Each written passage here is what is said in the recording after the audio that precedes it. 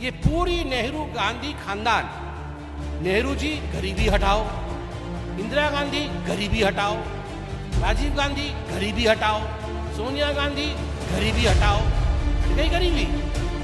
मगर अभी world bank ने मोदी जी की तारीफ की है कि यस, नरेंद्र मोदी जी ने जो काम किया है उससे लगभग 20 crore Hindustani BPL line, below poverty line या गरीबी रेखा से ऊपर लाए हैं, ऊपर आए हैं।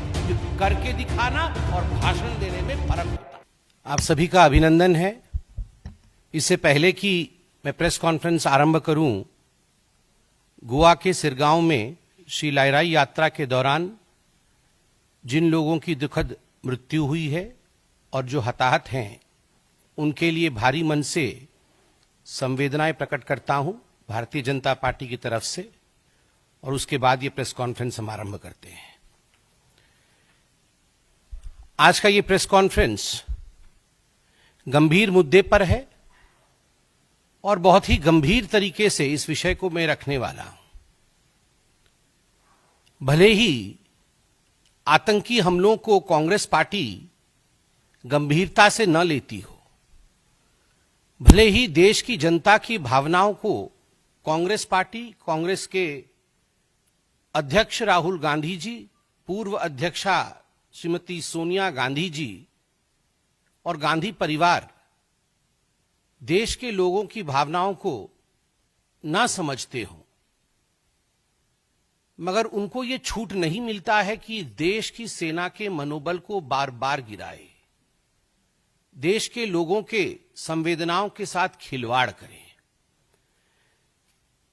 पहलगाम में जिस प्रकार का पाकिस्तान द्वारा स्पॉन्सर्ड टेररिस्ट अटैक हुआ है, पूरे देश में एक गम का माहौल है। सीडब्ल्यूसी की मीटिंग हुई कल। सीडब्ल्यूसी ने अपने मीटिंग में कुछ प्रस्ताव पारित किए। हाथी के दांत दिखाने के और खाने के और है। सीडब्ल्यूसी के मीटिंग में जो प्रस्ताव पारित हुए, उसके तुरंत बाद कांग्रेस पार्टी ने एक दूसरा प्रेस कॉन्फ्रेंस कराया, और प्रेस कॉन्फ्रेंस एक बहुत ही महत्वपूर्ण राज्य के पूर्व मुख्यमंत्री, एक बॉर्डरिंग स्टेट, उसके पूर्व मुख्यमंत्री श्री चरणजीत सिंह चन्नी जी द्वारा ये प्रेस कॉन्फ्रेंस किया गया। और आप सोच के देखिए, स्ट्रैटेजिकली ये कांग्रेस का प्लान्ड विजन है कि ये प्रेस कॉन्फ्रेंस भी सीडब्ल्यूसी के मीटिंग के पश्चात एक तरफ खड़गे जी कुछ बोलेंगे एक रिजोल्यूशन के बारे में, और दूसरी तरफ बॉर्डरिंग स्टेट के पूर्व मुख्यमंत्री, वर्तमान के सांसद और उनके एक बहुत बड़े नेता चन्नी साहब पैरेलल प्रेस कॉन्फ्रेंस करेंगे, और पैरेलल प्रेस कॉन्फ्रेंस करके कहेंगे कि 2019 में पुलवामा के समय भारत की सेना ने, भारत की वायुसेना ने जो सर्जिकल स्ट्राइक पाकिस्तान के ऊपर किया था वो गलत था, वो हुआ ही नहीं था। उनके शब्द हैं, मैं पढ़ रहा हूं। आपके देश पर कोई बम गिरा जाए और आपको पता ना चले, कहीं कुछ नहीं हुआ था, कोई सर्जिकल स्ट्राइक नहीं हुआ था, किसी को पता नहीं चला, कुछ नहीं दिखा, और मैंने तो हमेशा इसका सबूत मांगा है, हमेशा। प्रधानमंत्री जी के 56 इंच के सीने के ऊपर भी उन्होंने प्रश्न चिन्ह लगाया और उनके ऊपर टॉन्ट कसा। आप बताइए, 2019 के सर्जिकल स्ट्राइक को लेकर पाकिस्तान में खलबली मची। पाकिस्तान के तमाम मंत्रियों ने इस विषय को स्वीकारा।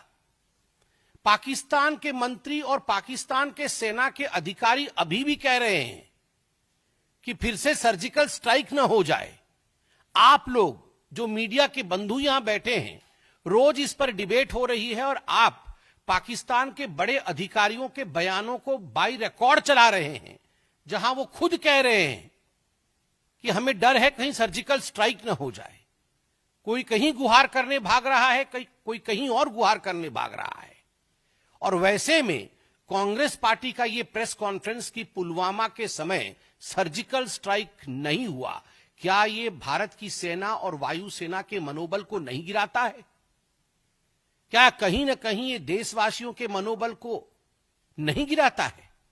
मैं ये प्रश्न करना चाहता हूं कि कांग्रेस कोई भी ऐसा अवसर, कोई भी ऐसी कसर क्यों नहीं बाकी छोड़ती जिसमें पाकिस्तान की सेना और पाकिस्तान के सरकार को, पाकिस्तान के आतंकवादियों को ऑक्सीजन सप्लाई जहां होता हो।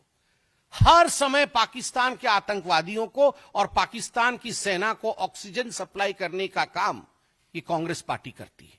उनका मनोबल बढ़ाने का काम ये कांग्रेस पार्टी करती है।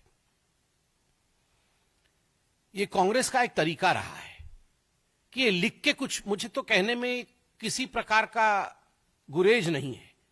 ये बाहर से सीडब्ल्यूसी और अंदर से पीडब्ल्यूसी है। ये बाहर से सीडब्ल्यूसी है और अंदर से पीडब्ल्यूसी है। बाहर से कांग्रेस वर्किंग कमेटी है,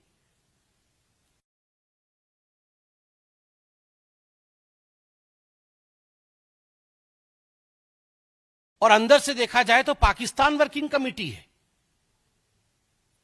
ऐसे तो नहीं हो सकता है ना कि हर दिन एक नेता बाहर निकल के आए और एक प्रेस कॉन्फ्रेंस करे, इंडिया को कोसे, प्रधानमंत्री मोदी जी के खिलाफ बोले और पाकिस्तान के समर्थन में बोल दे। It is more than a coincidence.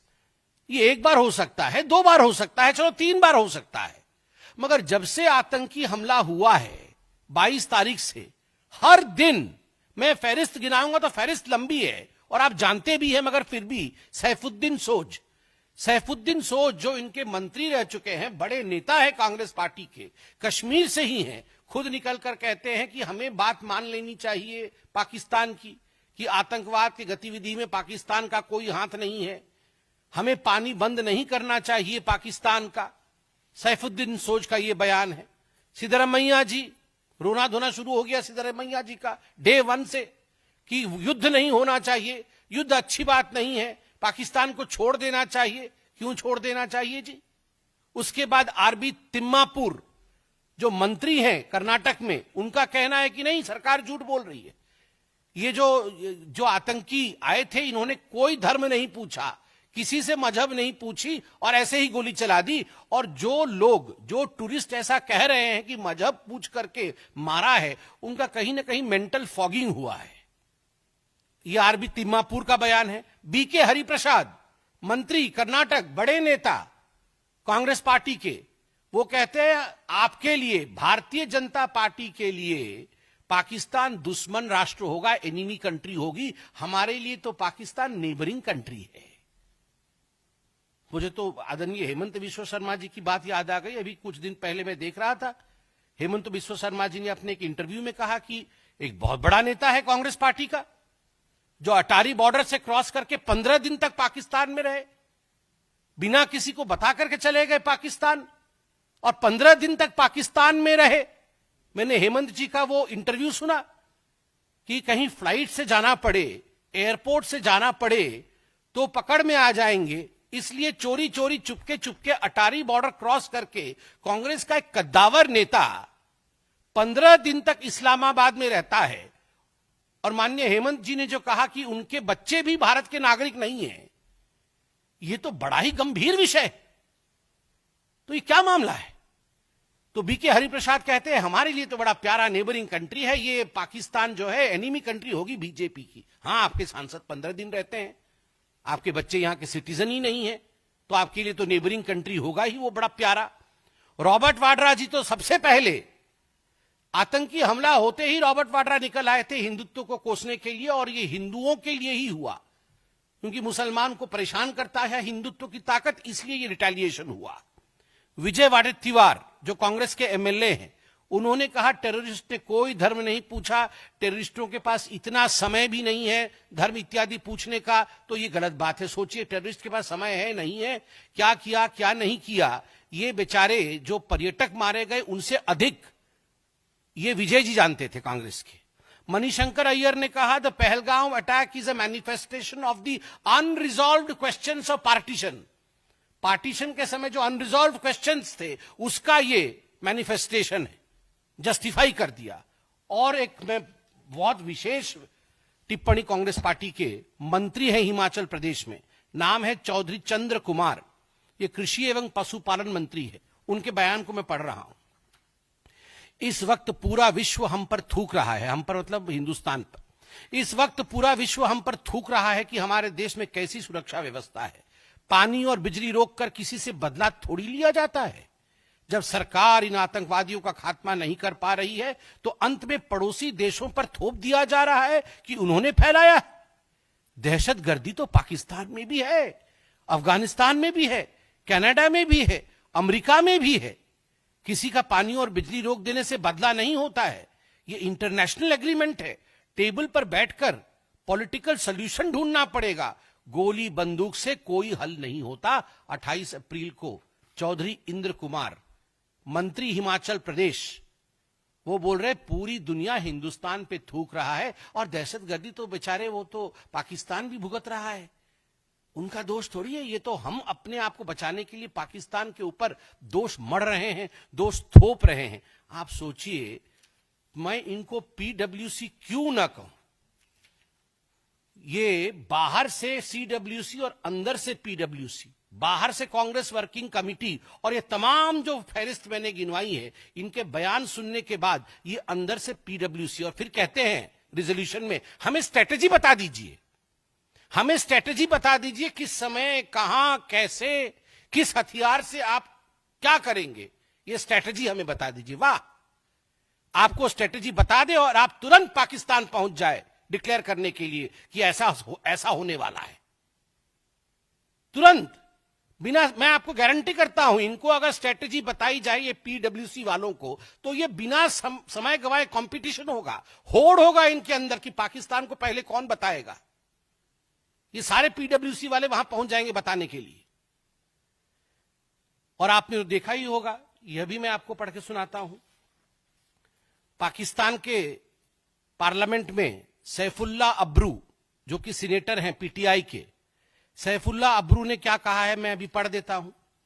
Saifullah अब्रू ने कहा कि अखिलेश यादव की समाजवादी पार्टी और आम आदमी पार्टी का जिक्र उसमें किया है और कहा है कि पूरी इंडिया की ऑपोजिशन पहलगाम हमले की मजम्मत, मतलब बुराई कर रही है।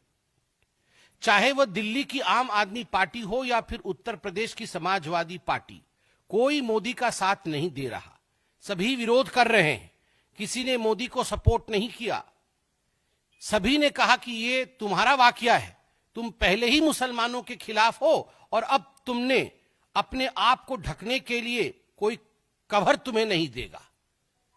वहां जय जयकार हो रही है अखिलेश यादव की, वहां जय जयकार हो रहा है अरविंद केजरीवाल का पाकिस्तान के पार्लियामेंट में।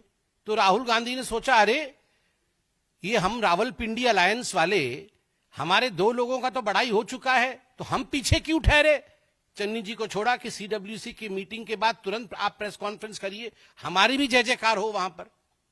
अब देखिए, कल से राहुल गांधी की, वैसे ही राहुल गांधी की जय जयकार बहुत हो रही है पाकिस्तान में, कल से उनके सीनेट में भी शुरू हो जाएगा जय जयकार पाकिस्तान में राहुल गांधी का। तो आप सोच के देखिए ये किस प्रकार के लोग हैं और देश के खिलाफ किस प्रकार का माहौल ये पाकिस्तान वर्किंग कमेटी बना रही है।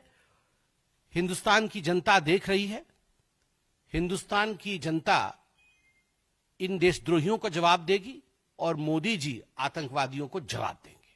धन्यवाद।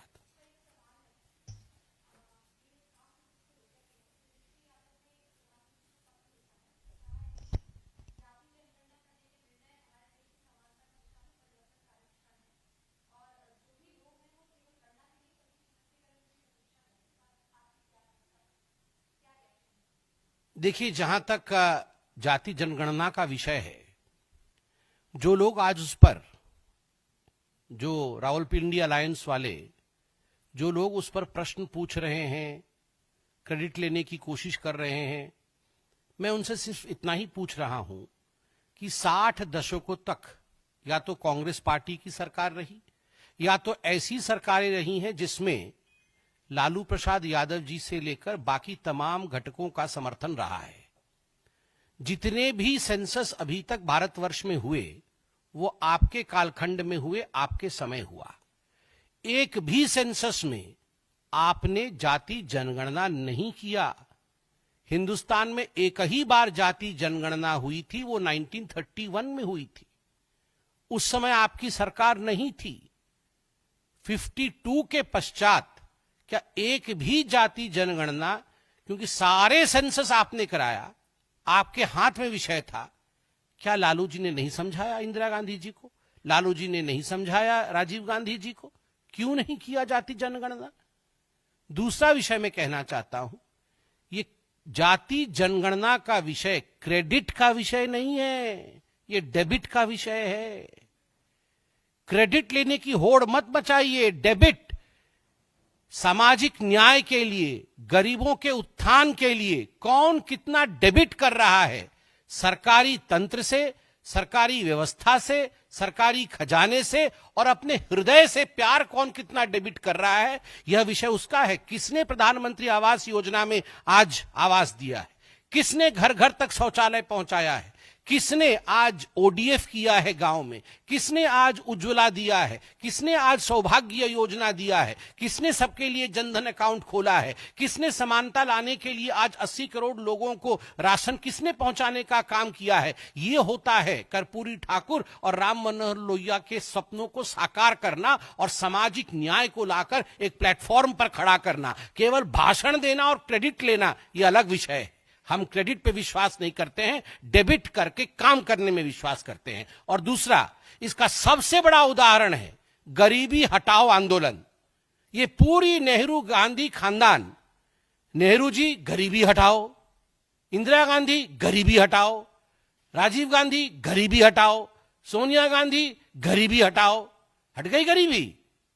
मगर अभी वर्ल्ड बैंक ने मोदी जी की तारीफ की है कि यस, नरेंद्र मोदी जी ने जो काम किया है उससे लगभग 20 crore Hindustani BPL line, below poverty line या गरीबी रेखा से ऊपर लांगे हैं, ऊपर आए हैं। जो करके दिखाना और भाषण देने में फर्क होता है।